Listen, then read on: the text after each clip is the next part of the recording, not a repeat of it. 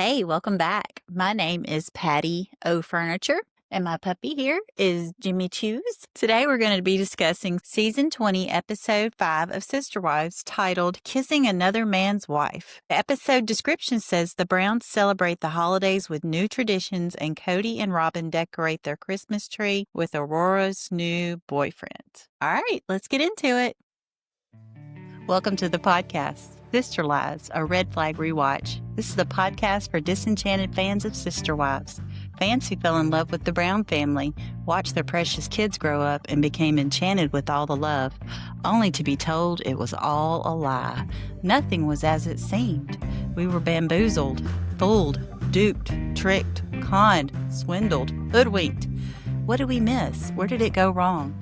Come help me find out as we watch from the beginning. All right. It starts out, Meri and Jen are going to a restaurant called Dee Dee's Farmhouse Cafe. I looked this up. It's still open. It's located in Parowan. It looks really cute, and the menu looks really good. It says it's a cozy American restaurant serving breakfast, lunch, and dinner in a historic setting. The pictures of the food really do look good. Meri says, Jen and I are going out for brunch. Jen says, did you check that text from Logan? Meri said, well, when we get home, I need to get a recipe to him. He was asking for the candy cane recipe. He wants to make it this year. I think that's so cute. She says, so when our kids were little, I started making the candy canes for Christmas. I would let them come in my kitchen and they'd all make their own candy cane.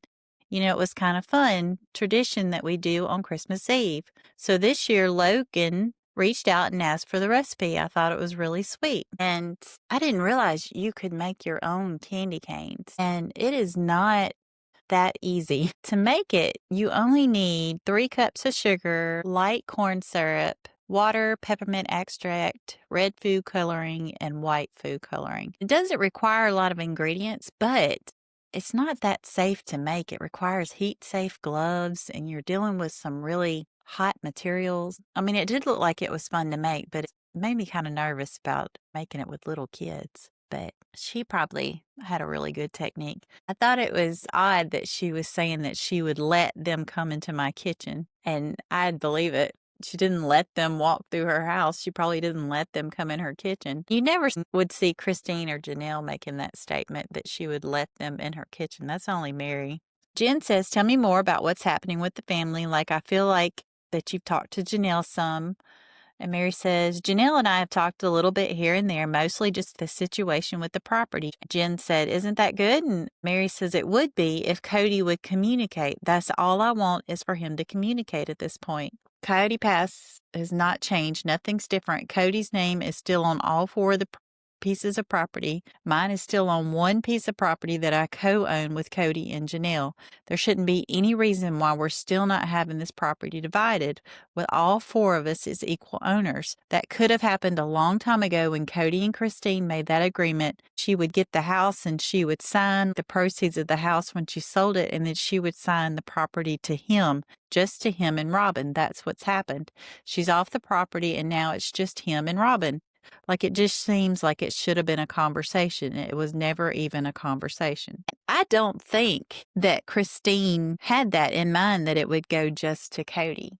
That was not what she intended. I don't believe that. I mean, if you ask her, she thought that Kody was over all of it and that he would divide it equally. I really do think that.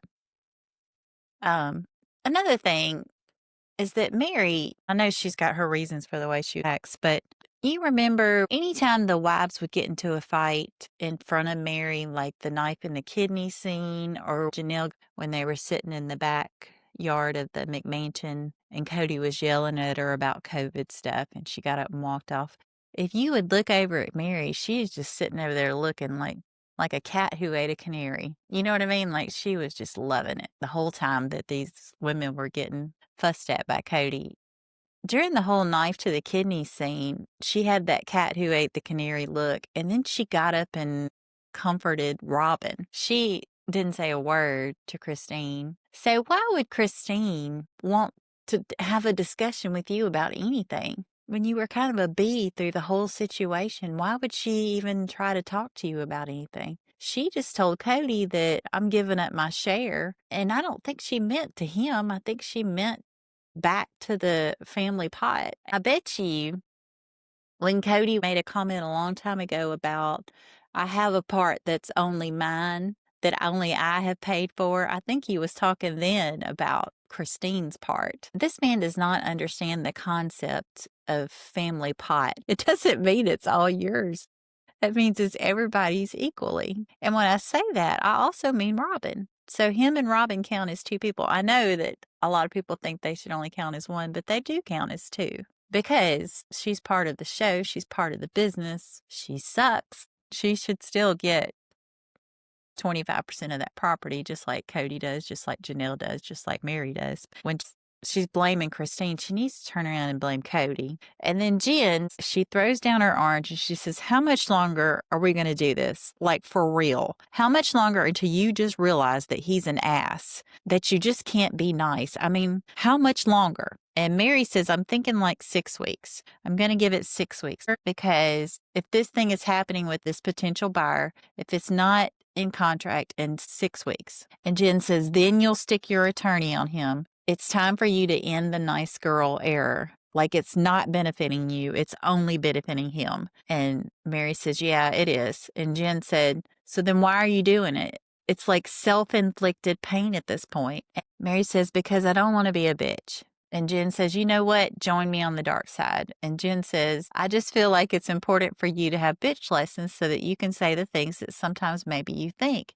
Repeat after me. You do not control me. Meri says, you do not control me. Jen says, stop smiling. No smile. Meri says, okay, you do not control me. Jen said, oh, I like that. That was actually really bitchy. Oh, that's good. Jen says, okay, get your crap together. Meri says, get your crap together. Good, I like that. Jen says, comb your hair. Meri says, comb your hair. Jen says, that one felt like it came from your soul. I'm very proud of you. Now say, bitch, where's my money? Meri said, bitch, where's my money? There you go. How's that? Jen says, actually, it kind of gave me anxiety. And it goes over to Janelle. Janelle says, we are having sort of a pre-holiday gathering. Tony and McKelty have come up from Charlotte. Savannah is here. Peyton just arrived. David and Christine truly are coming. Our holidays together are always fun. You just never know what's going to come up. There is always something. There's always something going on when everybody's together. It shows Christine and David, and they're walking up to Maddie's house. And Christine says, that's the tree they got from the property yesterday. It's cool, huh? David looks over in their yard. David said, is that a real cannonball? Christine said, yes, that's a real cannonball. Caleb told me, like, oh gosh, several visits ago that they have a cannonball. They have a cannonball for like the Civil War. It's super cool. You think so? David's like, that's not a cannonball. And they make a $5 bet. And it's cute because they go to shake hands for the bet. And Christine pretends like she's spitting in her hands and they're shaking. And then David chases her up the stairs and Truly laughs. And you see Truly here. She never really says anything to the camera. She's not really the focus of the camera. You just kind of see her in the background.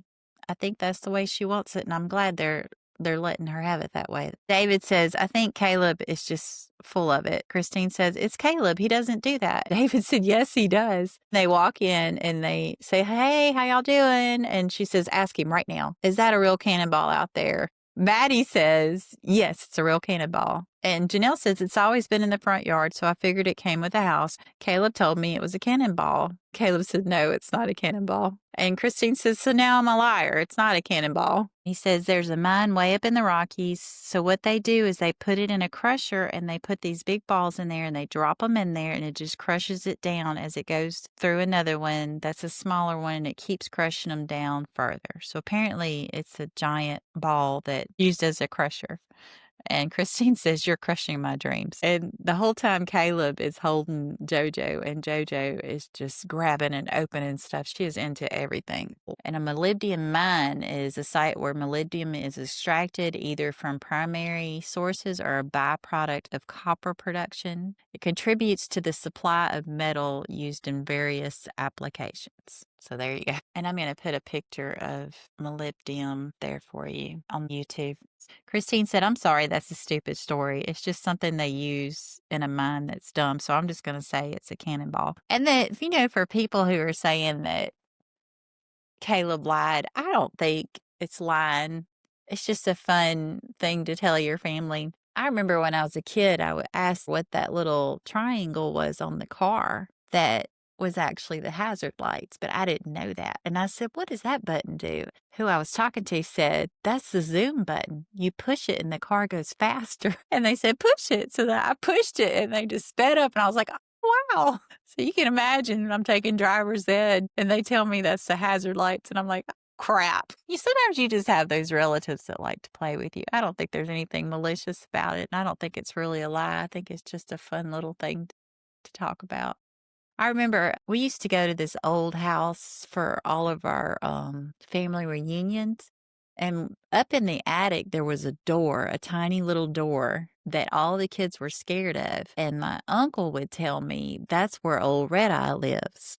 You didn't go through that door because that's where Red Eye lived. You didn't want to go in there. There was a monster in there." And in reality, it was just a room that was storage, but it didn't have any flooring. It just had the rafters. So they didn't really want kids in there because they could fall through the ceiling. So they said, "Don't go through that door. That's where old Red Eye lived." I remember being an adult going in that attic and thinking, I have a little fear of that little door in that attic. I think it was just something fun for adults to do that just kind of kept the kids safe and kept them out of there. I sure did not go in there because that's where Red Eye lived. Christine says, "For years and years, our holidays, it was my kids and Janelle's kids, everybody, the whole big family. And when I left, we certainly missed that." And Christine is taking a picture of the kids. Looks like Savannah's holding JoJo. This poor lab that they have. And that dog is being so good with them babies. That kid is trying to hug the dog, and the dog is like crazy eyes, like, "Oh my Lord." Janelle says the traditions are important. I think that's what helps you stay grounded and feel like life has cohesion, like you're always going to have traditions no matter how much life changes. And then David goes into, "Janelle, what you really need is to be on Farmers Only and find a guy, a nice guy with the six pack." And Janelle's got her back turned. She's in the kitchen and she just cackles. And she has a laugh that you can tell is a real laugh. Like she really thought that was funny. And Janelle said, "David just can't handle that I'm just not gonna date." Dude, no. Janelle says that I think maybe Kody was just a lot of work. So I'm thinking that relationships must be really hard. Christine said, "I know that's because relationships where you were very dramatic and hard, but David can take care of himself completely." Christine says, "We were married to a guy that was a lot of work. He had a lot of things that he liked and a lot of specifics, like certain dietary restrictions, like grooming. It was just a lot. There's guys that are super, super simple, like Caleb is simple. He's easy. Mitch is easy. And there's some easy guys out there." And the director says, "You mean easygoing?" Christine laughs, "Yeah." She says, yeah, let's not put the wrong thing on this show." Janelle is not interested in easy guys, though. She likes easygoing, but not easy. There's a big difference between that. David says, "Hey, don't lump us in with Kody." Caleb's got his eyes wide and he's shaking his head like, "Yeah, don't lump us in with Kody." And Janelle says, "No, I'm not advertising. Nope, not advertising." David said, "Go on Farmers Only, get you some." And Christine says that Janelle really likes Javier Bardem. And she's really into Sam Elliott. His voice melts her like butter. A lot of people are looking up Sam Elliott to see who he is, but they're seeing how he looks now. What you need to do, and I'm going to put up a picture on my YouTube video, but what you need to do is look at Sam Elliott from Roadhouse. That's, I bet you money, that's who Janelle is talking about. If you Google him from Roadhouse, he was fine. And Caleb asked, "David, were you on Farmers Only?" And he says, "Kid, I was on everything." That was funny. So it goes over to Robyn. She says, "We've sold our house. We've moved out. We're in our new home. We're trying to move in. We've got boxes everywhere around us, and they're in the garage." She asked Kody, "Where are your drums at?" And he says, "In the other garage." So they got multiple garages going on. But this garage that they're in is packed floor to ceiling, these totes, and not the Dollar General $5 totes, like the nice totes that are $30 and $40, just floor to ceiling. There's like, I counted 6 or 7 toolboxes, just big fancy toolboxes.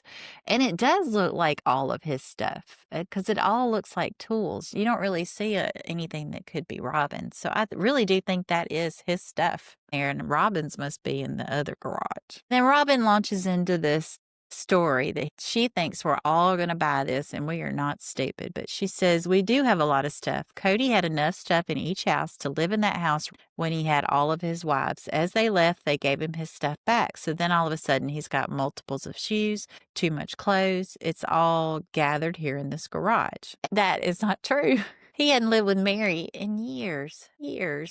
Where was that stuff when Janelle was in an RV? That it wasn't at Janelle's RV. Christine, she showed all of his stuff. It was a lot of boxes, but it wasn't tools and stuff. He had a lot of cardboard boxes, but you do not see any clothes and shoes and stuff, as Robyn's pointing out. This is all tools for his ADHD. I'm going to do this project. Let me buy everything you could possibly need for it. Oh, I never did the project. I can't find this. Let's just go buy another one. I mean, that's what that is. Christine says, so for a while, Kody would bring around like this duffel bag with all this stuff in it. Finally, he got a brilliant idea of instead of bringing stuff to each house and moving in and moving out, just to have duplicate stuff. Meri says he would often run in and look for a particular pair of shoes or a particular shirt that he wanted to wear that day, but that was a long time ago. I haven't had his stuff at my house for many years. She says it 3 times, many years. And prior to me leaving, he had kind of gradually been taking his stuff out of my house and over to Robyn's.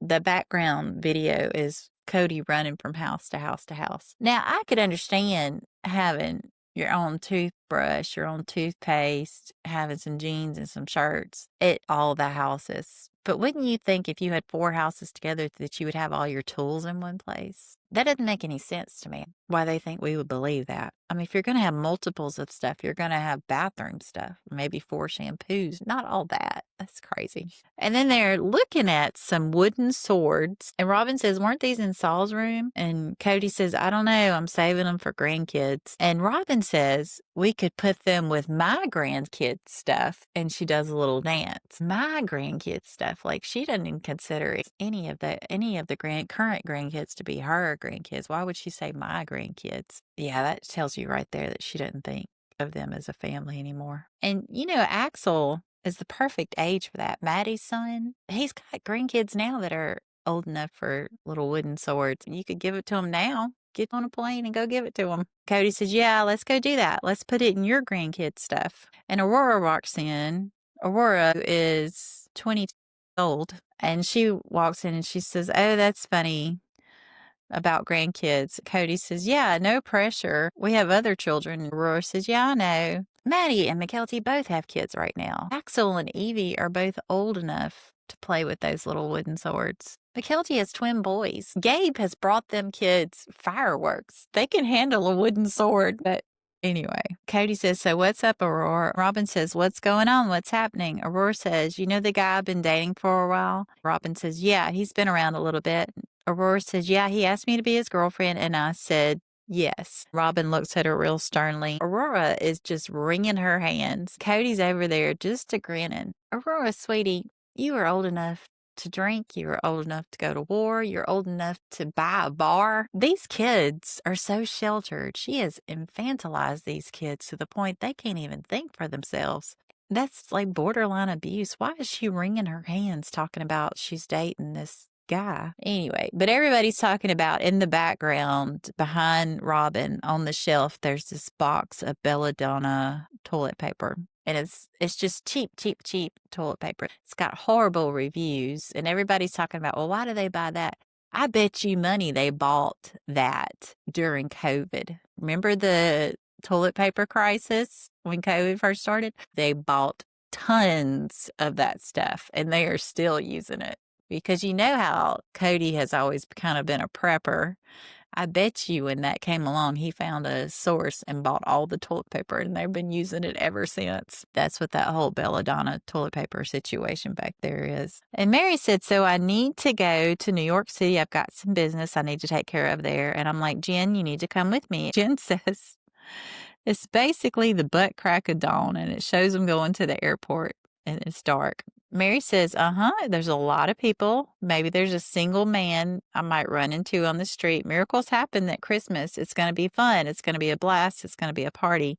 I think there's parts of me that I'm discovering, but maybe I didn't know that I was hiding about myself. But I also think there's things that I'm learning and discovering. Okay, this is a fun new experiment. I like this. Let's do this. And Ace and Caitlin, they said that they think maybe Meri was going to that Tamara Hall show. Remember when she did Tamara Hall? And they looked up Tamara's studio, and it's in New York. So they think that's what Meri said when she said, I got some business I need to take care of. They think she went on Tamara Hall's show. Goes back to Christine, and Christine says, we're going to decorate the tree. So the tree that they cut down, we're going to decorate it today. They're decorating it outside rather than decorating it inside. And why not?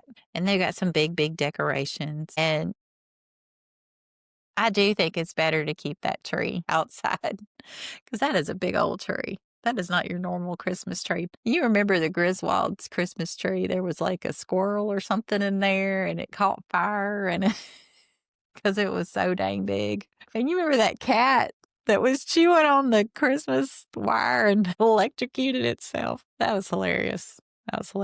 That's a good movie. Anyways. Says, yeah, everything is so dramatically changed over the last couple of years, like really, really dramatically. I live in a completely different place. Christine is married again to another person. She said, this is even more reason I think we should try to observe as many traditions as possible to kind of feel like it's cohesive. And they're taking pictures, and Mackenzie's over there putting decorations, and the tree starts to fall over. It's up there on this tiny little tree stand, which isn't very smart. You think they would have tied it up somehow so it wouldn't fall over. McKelty says, Caleb told me to hang up these decorations. Blame Caleb. And Payton says, oh, sure, blame the guy that didn't knock it over. McKelty, they get it straight back up, says, don't touch it, don't breathe on it, don't look at it. Christine says that Janelle's a lot of fun to be with. I guess now we've chosen to be friends and we've chosen to still be sisters. I told David on our second date, I have a sister wife. Janelle is going to be a part of my life for the rest of my life. She comes with me. And I think they've always been friends, but they've always kind of been like war buddy friends, and now they're just friends. That's what she means by that. And Christine says, that was perfect, everybody. Job well done. Yay. Merry Christmas. And then it goes back to Robyn and Kody and back to Aurora. Kody says, did he say, do you want to go steady? Or did he say, do you want to be my girlfriend? Or said, he said, Aurora, will you be my girlfriend? Robyn says, oh, wow. So Aurora is 22. She has dated some in the past, a little bit of a relationship in high school, but she's never really had like a super serious relationship. Kody says, is it stressing you out, Mom? Robyn goes, no, no, no. And Aurora said, what are you thinking? And I told my husband, don't ever call me Mom. I don't like when husbands call their wives Mom because I feel like I'm so much more than a mom. You know, I'm a wife. I'm a friend. I'm not just a mom. My husband shouldn't call me Mom. Kody says, I met him a few times. We didn't hang out much, but talked a little bit. Seems like a really good guy. Does he treat you really, really nicely? Does he give you that look like, never mind, that's not a fair comparison. And then he says, you know what? Never mind. Does he look at you with adoration? And Aurora says, I think so. And Kody says, does he look at you like you've seen me look at your mother? Kody just has to make it all about him all the time, 24/7. Aurora says on one of our first dates, he had like a moment he was staring at me like that looked so intently. I thought he was going to propose. And I was like, what is happening right now? And he was just giving me the look of adoration. So I was like, oh my God, this is fast. Robyn says, I just want to make sure you take enough time to really, truly get to know each other. Aurora, she pulls out this card. She says, we've been having conversations, praying about it, if this is what God wants for both of us. Robyn says the boyfriend-girlfriend thing at this point. Aurora says yes, but then also long-term stuff. So she pulled out the card that Kody likes to use and said, I've been talking to God about it. That's your get out of jail card. You can't say nothing because me and God talked about it, so it's fine. Y'all just have to go along with it. And Kody says, so you're saying he's on a candidate list so far. And Aurora says there's checkpoints. I feel like at this point, looking forward, he's got all these checkpoints and we're still figuring it out. Kody says, cool, well, that's exciting. Congratulations, you got a boyfriend. Why are you congratulating her getting a boyfriend? He should have said, congratulations, you found a nice guy. Not that some boy likes you. Congratulations. And Aurora says, well, thank you.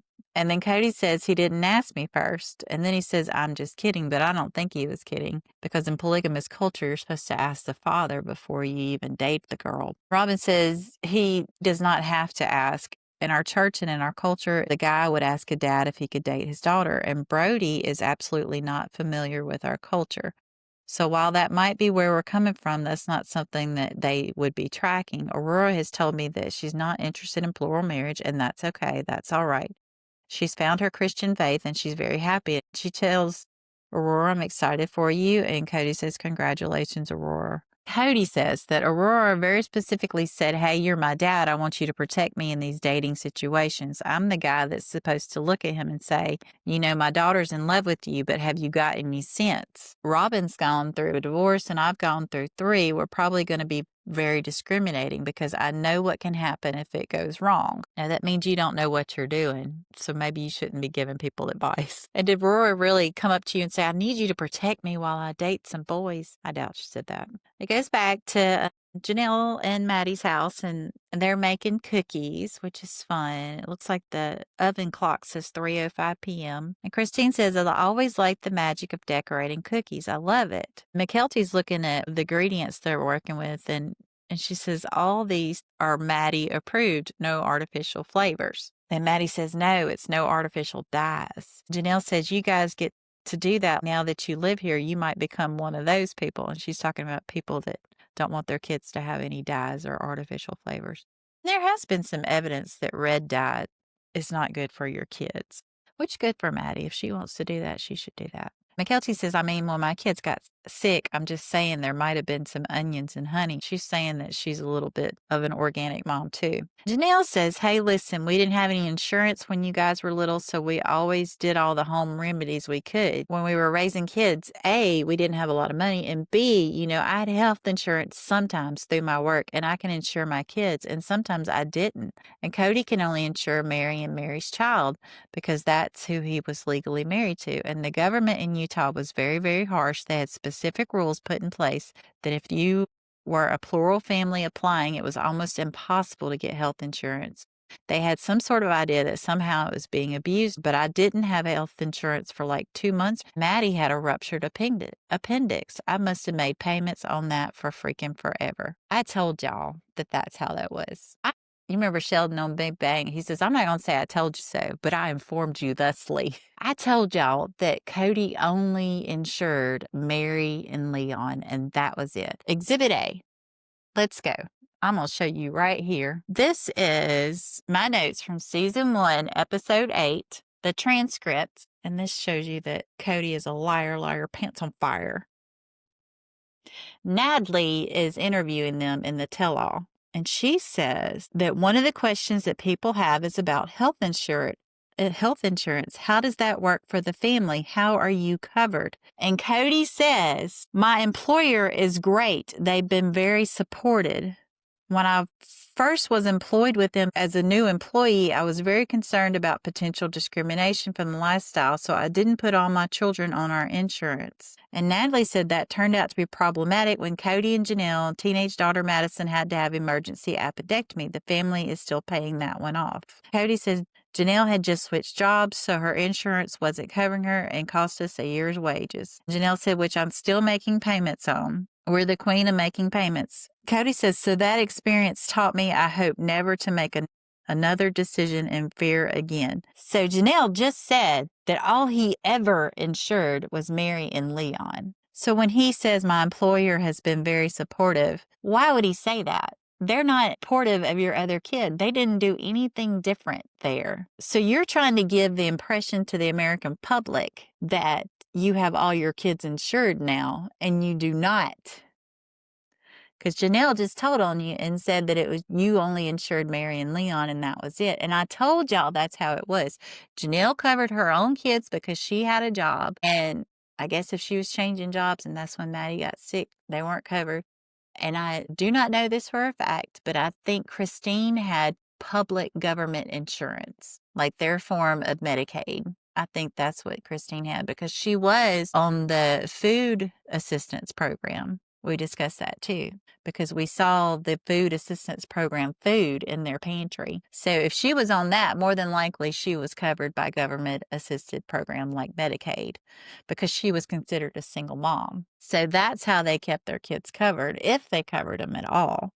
Kody's sitting here talking about my employer is very supportive. No, Janelle just told you, no, you never covered anybody but Meri and Leon, and that was it. And that's because Meri was legally married to you. That's it. So liar, liar, pants on fire, just lying to the public. Anyway, and Ace and Caitlin, they're hilarious. They're on that podcast, Love Should Be Multiplied and Not Divided. They said that they should have said that every kid that got sick should be Leon. So they'd bring one kid in and say, "This is Leon." They'd bring another kid and say, "This is Leon." And they'd be like, "Leon gets sick every week." That's what they said. So it goes back to them decorating cookies. And JoJo, I am slowly coming to love this child. When you're decorating cookies, you give them all these little candies and all this different color ice and then let them decorate. She just has a spoon and she has took a chunk of this icing and she has unhinged her jaw and she is about to eat this whole thing and they're just watching her. And Caleb said, "JoJo's just going to eat the icing." And Maddie said, "Here we have tiny little balls." And McKelty said, "I love little balls." Maddie said, "I could tell just by looking at you." And they all laugh. Janelle says, "I actually think this is really fun. I've always wanted this tradition, but we never really did it." And Maddie corrects her and says, "Yeah, they did do it. They did do it." But Janelle didn't remember, I guess, because she didn't ever participate. But Christine says that Saturday after Thanksgiving, Robyn would decorate cookies and we would watch a movie. And that'd be like kind of kicking off the Christmas season. So why wouldn't they show that in the past 15 years? That would have been a good thing to watch. Meri says, "So I would always decorate for Christmas on Thanksgiving weekend." Janelle says the pajamas, that was something Meri did that was a big deal in Meri's family. She gave all the kids pajamas on Christmas Eve. She did for years. She sewed them all. That is a good gift. Sewing clothes is not an easy thing to do. Even though it was just pajamas, that was like a labor of love. And it shows videos the kids doing a fashion show of all the pajamas that Meri made. And that was funny. And then Robyn goes, "I continue the tradition of getting the kids pajamas on Christmas Eve." They show one picture when it looks like Ariella is 2, where they all have matching pajamas, and that's it. She didn't sew them. Looks like she bought them. Christine says a lot of times in plural families, the guys would visit from house to house on Christmas Day, and we did decide we weren't interested in that. That we all wanted to get together for Christmas, every single Thanksgiving. We were just going to celebrate and be a big family. That is very different from a lot of plural families that I've seen. Caleb is talking to Evie and he says, "You set out carrots and cookies on Christmas Eve, right? Why do you do that? Who are the cookies for?" And Evie says, "Santa." And he says, "Who are the carrots for?" And Evie says, "Reindeer." That's sweet. She sounds like a smart kid. Christine says, "After I left the first Christmas we had, my kids were like, 'Wait, are we going to be doing the candy canes like Meri did?' And I'm like, 'No.' 'Are we going to be doing pajamas like Meri did?' And I'm like, 'No.' 'The bread that Robyn used to make?' And I'm like, 'No.' I realize that traditions are important to my kids. So like next year we need to do those traditions. It's important to everybody." Which Meri could have still made the pajamas. Robyn could have still sent them bread. They didn't do it either. It goes back to Kody and Robyn, and it shows their big tree, and there's boxes in the corner covered up with blankets. They've been there a couple of months. It's not like they have 9-to-5 jobs. I don't know why there's still boxes everywhere. Kody said, "Yeah, Brody's coming over. Man, it's kind of exciting. Here's the thing. I think Robyn's more discriminating than I am. I want to be buddies, and that's how I'm going to get to know him, and he's going to tell me stories, and I'll figure out things that way." She's just going to look at him tapping her foot. Aurora is over there doing dishes, which I wonder how often she does that. Robyn says, "Are you nervous?" Aurora says, "Well, yeah, like butterflies." And Robyn says, Aurora gets really excited anytime Brody's going to be around, anytime she's going out with him. And Kody says to Robyn, and he's giving her the eyes, the seductive eyes. And he says, "I get nervous when I come home from a trip." And Robyn says, "Oh, just because it's been a while?" Robyn says, "I guess you're funny. Every chance we talk about her romance, you talk about ours." Kody says, "Because I'm relating." I can't stand, ugh. It's just so yucky. I don't know. They see lights in the window, and Kody says, "Oh, there he is." And he asks Aurora, "You want to go get the door?" And Aurora says, "Yes." And Robyn says, "Oh, she's running." And Kody says, "She's excited." And Aurora runs to the door like she's 15 years old, but she's 22. It goes to Meri and Jen, and they're in New York city. And she says, we're exploring. We're in a Christmas market. It's so much fun. We're having a blast, all the Christmas stuff. And Jen says, everything's decorated. It's just beautiful. It's like it gets you in the spirit of Christmas. Meri says, it's really unfortunate there's so much rain and snow because I really wanted to go ice skating. And Meri said, we came across a good alternative to ice skating. I mean, really, this is just a big ball pit with lots of white balls. And she says, there's a whole bunch of balls. Let's go do it. And then they giggle. There's a lot of balls in this episode. White balls, cannonballs, little balls, a lot of balls. Jen says, when I first met Meri, I didn't realize she hadn't been anywhere. I guess I was more well traveled than you. Meri says, yeah, that's true. And Jen says, at one point, she was like dealing with a lot. And I'm like, you just need to get away. You just need to go do something for you, just for you to go do something. Go to Lake Havasu. Jen says, yeah, she was like, I don't travel by myself. And I'm sorry, you what? Yes, you do. You go. You just go do it for you. Meri says, no, it's the very first time that I had traveled anywhere by myself. And I never thought that was okay. I don't know if it's a religious culture or family culture. Honestly, I only stayed one night. Jen says, and I was trying to get you to stay for like 3 or 4 nights. Meri said, I know I couldn't do it one night. And then I just had to go home. It was very uncomfortable. And Kody says, I don't remember the whole like Havasu trip, but there was many trips, or at least that I understood was many trips where she just disappeared. We didn't know where she was. He's trying to make her look bad, when in fact, he never went over there and talked to her, so he never knew. He wasn't interested where she was. And Meri says, I mean, of course, Kody didn't know about it because he wasn't around me to know what I was doing in my life.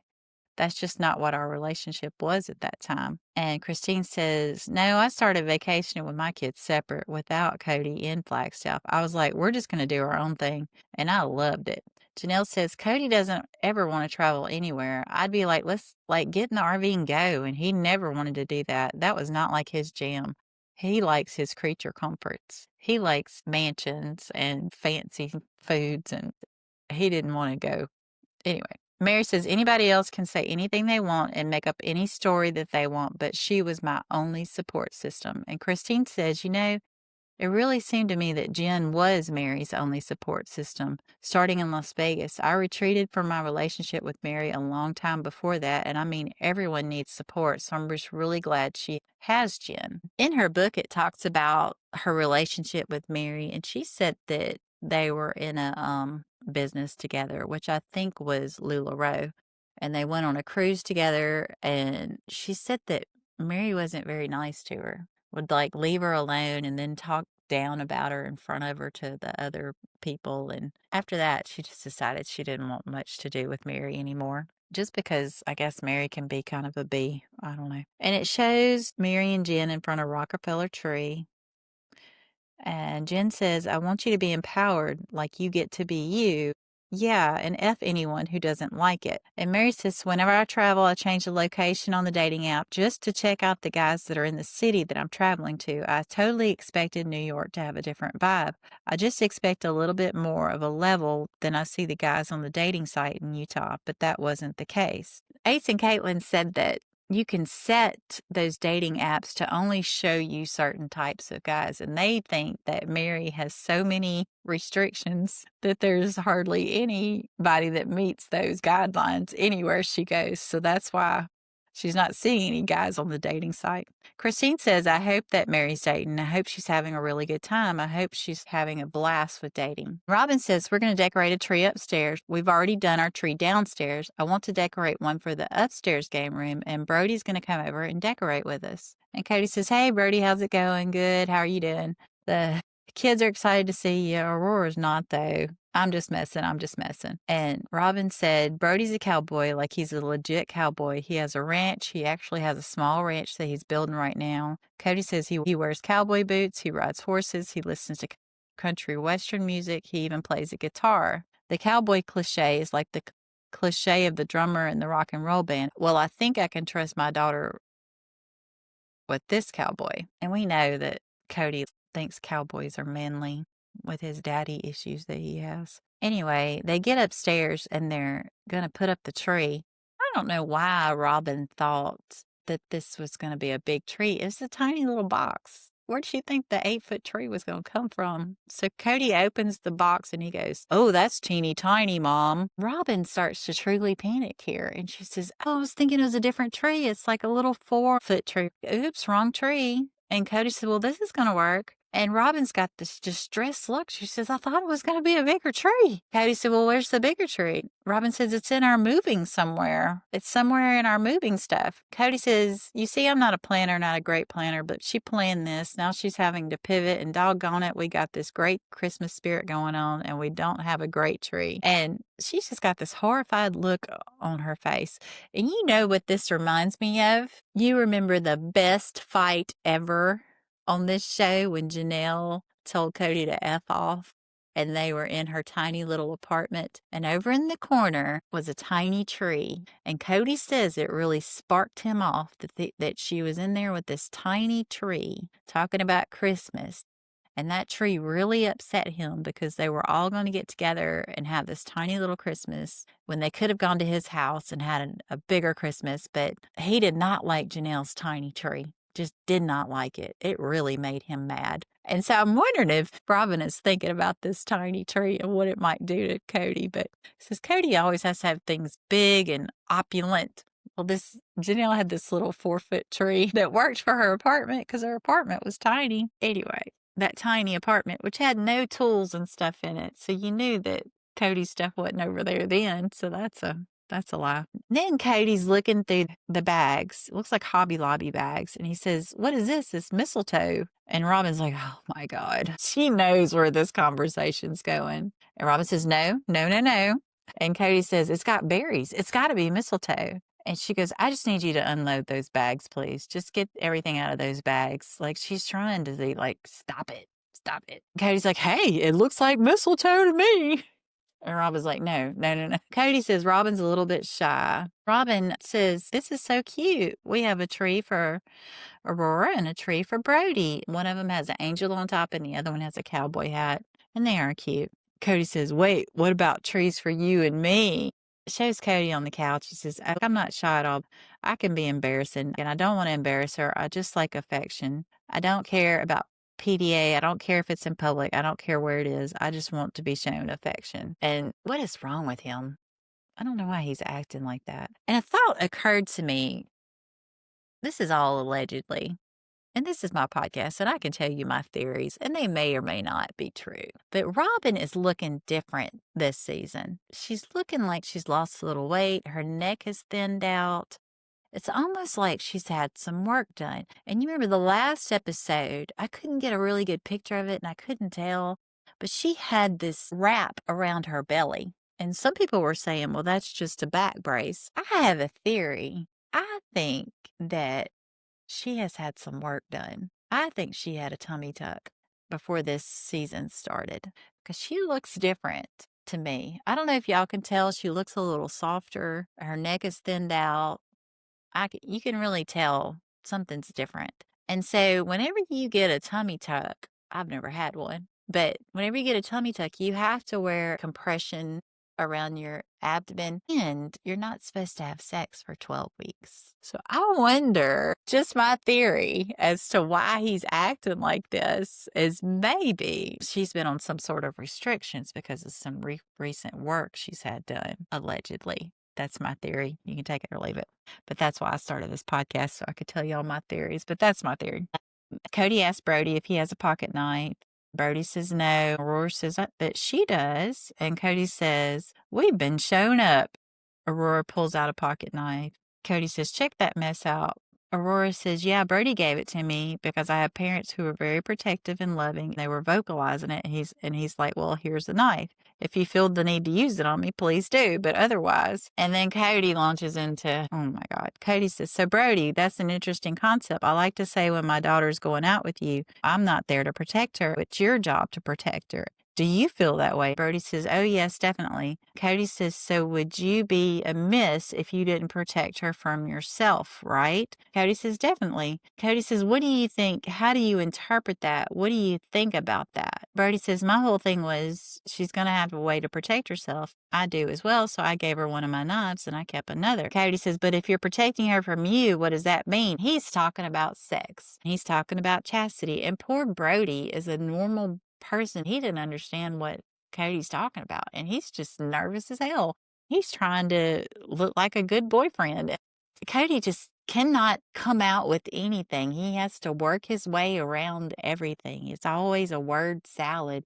Just say what you want to say. But he doesn't do that. And Brody says, protecting her from me? And he says, well, obviously just getting to know each other and we've been friends for a little while. And I could tell she was kind of nervous. There's some uncertainties there. And yeah, so I figure I'd give her a knife and make her feel good. She wouldn't have to use it. Kody's like, I'm just constantly reminding Aurora and Brody to take care because I don't want my kids fooling around. So he tells them, so it's impossible to be involved with each other in nature that's romantic without the potential of hurt. That's when you get vulnerability, and that's when you're willing to take that chance, right? And that makes no sense. Aurora's looking like, oh my God. He's going to run this boy off. Kody says, I say to these young men, almost always your job is to protect my daughter, even from yourself. When you're dating, you're kissing another man's wife. And until she becomes your wife, and if she doesn't become your wife, you're kissing another man's wife. This is the reason I believe in chastity.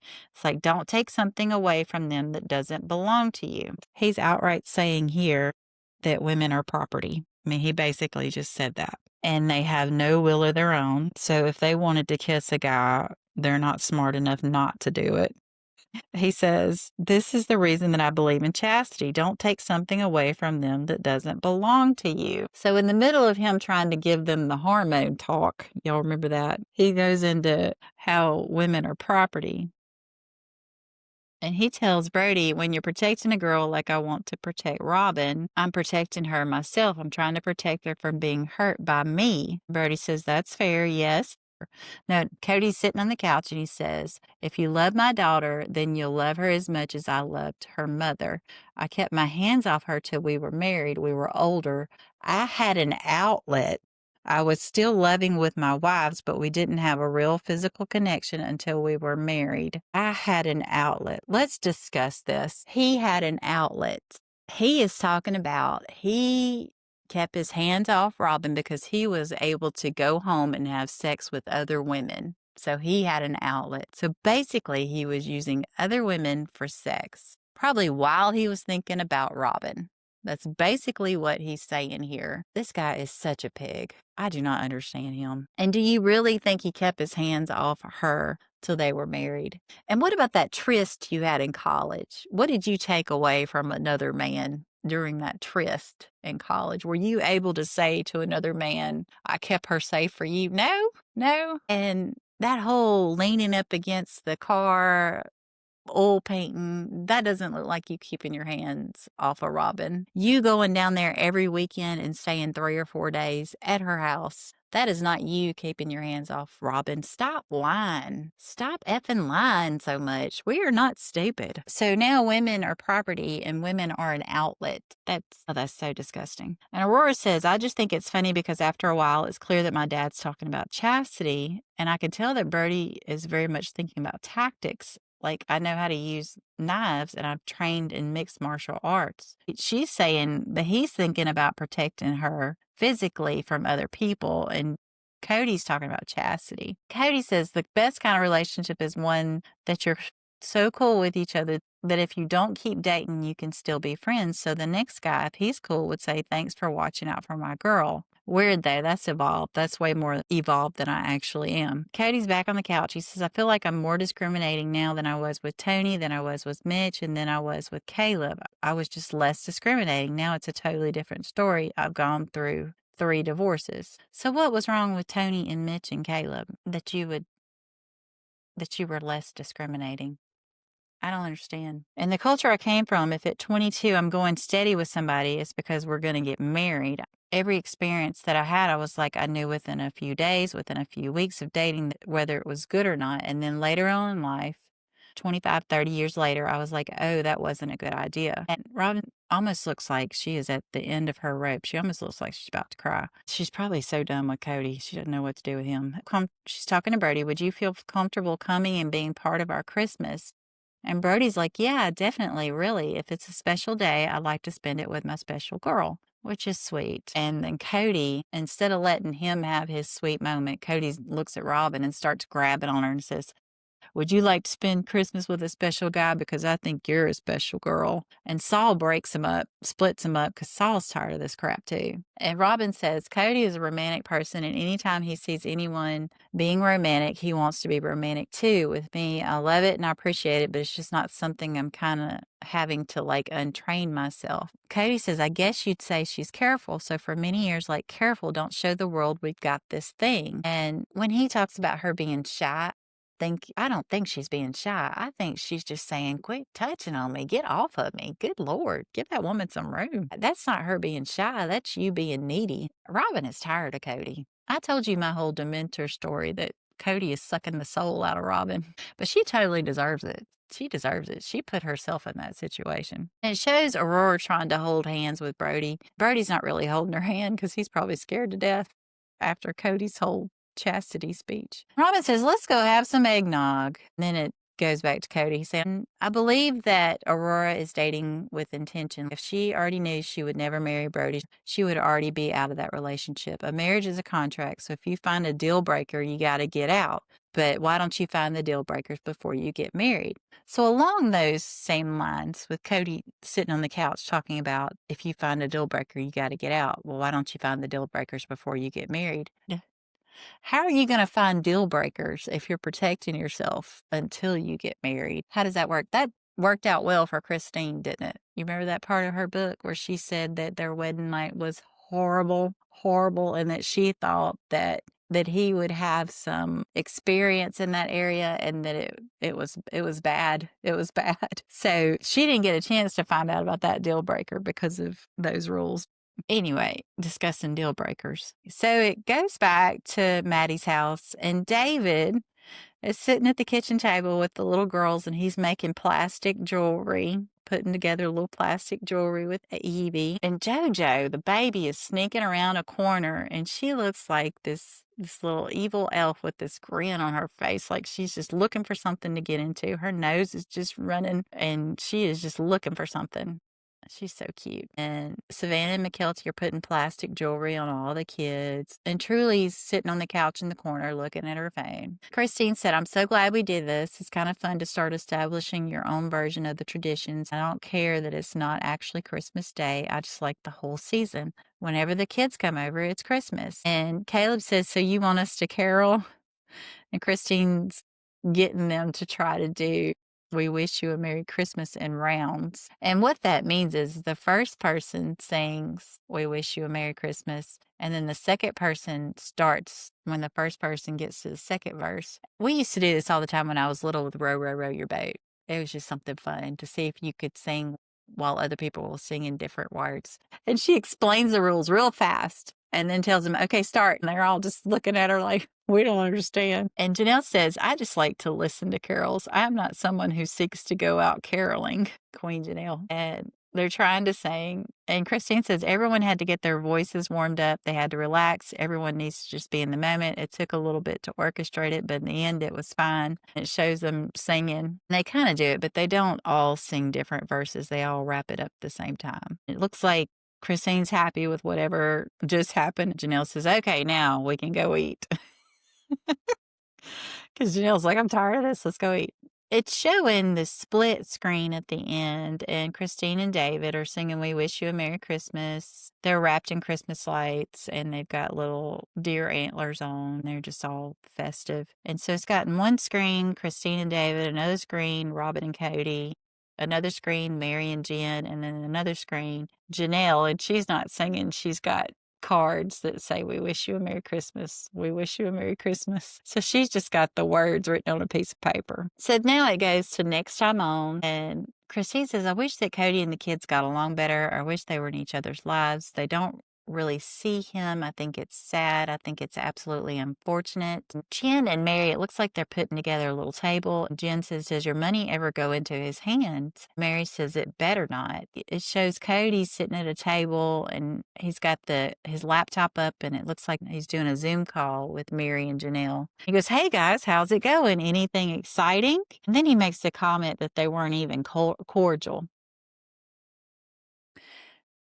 Kody, you have been ignoring them. They are essentially your business partners that have put in a crap ton of money into this land. They're scared to death you are going to screw them over, and you have been ghosting them. You haven't been answering them. So now they're mad. Yes, they're mad because you suck. They have lives, families, kids, and you are just playing with their money that they depend on. They wanted that money a while ago. Janelle wanted it for Tata Farms, and you just blew her off. Meri's trying to renovate her house, just blew her off, and you're wanting them to be cordial with you? He's such an ass. It shows Christine and David at a restaurant, and he says, "Would you hang out with Kody?" David says, "Sure." Christine says, "No, it doesn't mean you approve of his actions, nor does it mean that you're going to be brother husbands." And David says, "Yeah, that's a little too far." Then it shows Kody in a room in his new house looking at Robyn and saying, "I got another one of those emails from some woman asking to get to know us for the purpose of joining the family." And Robyn's just looking at him. And I want to know, good sir, does a pinky promise mean nothing? We had this whole episode of them pinky promising that they were not going to even consider it anymore, or even talk about it anymore. But here we are. Here we are, just called talking and discussing it. So I think they put out a survey and they asked everybody, what would you like to see in the future of Sister Wives? And they're just trying to hit all the points. Because somebody probably said, I'd like to see Kody get married again. And so they're trying to just hit all those points. But I think they're just saying what they think we want to hear. I don't know if that's going to go anywhere or not. It probably would if it came down to you're no longer on the show because you're not that interesting and everybody hates you. Then he'd be like, "Oh, I'm getting married again," just so he could stay on the show. But that's it for that episode. And now we've come to the portion of the podcast where I come up with my tell-all question. And my tell-all question is, you said here in this episode, "It's your job to protect my daughter even from yourself when you're just dating. You're kissing another man's wife until she's your wife. And if she doesn't become your wife, you're kissing another man's wife. This is the reason I believe in chastity. Don't take away something from them that doesn't belong to you." Let's be honest. We saw you kiss Robyn multiple times before you got married. We saw you kiss Robyn when you allegedly weren't married and Christine was in labor. So were you kissing another man's wife then? And what is stopping you from wrapping up those wooden swords and flying over to North Carolina and giving them to Maddie and McKelty's kids? There's nothing stopping you. Nothing. I have another question for Janelle, and I would say, did Kody ever really cover any of the kids except for Leon? Did that ever happen? Because he led us all to believe in season 1, episode 8, that he did cover the kids and that his employer was very understanding. So did Kody ever cover any kid except Leon? Ever? That's what I would ask. I think that's it. All right. And I'll see y'all next time. That's it for today. If you like my podcast, please like, comment, and subscribe. And if you want to reach me, you can always reach me at redflagrewatch@gmail.com. Thank you for joining me today. See you next time. What do you call a fake noodle? An impasta. What do you call a fake noodle? An impasta. One more. If a child refuses to nap, are they guilty of resisting arrest? If a child refuses to nap, are they guilty of resisting arrest? You're welcome. See you next time.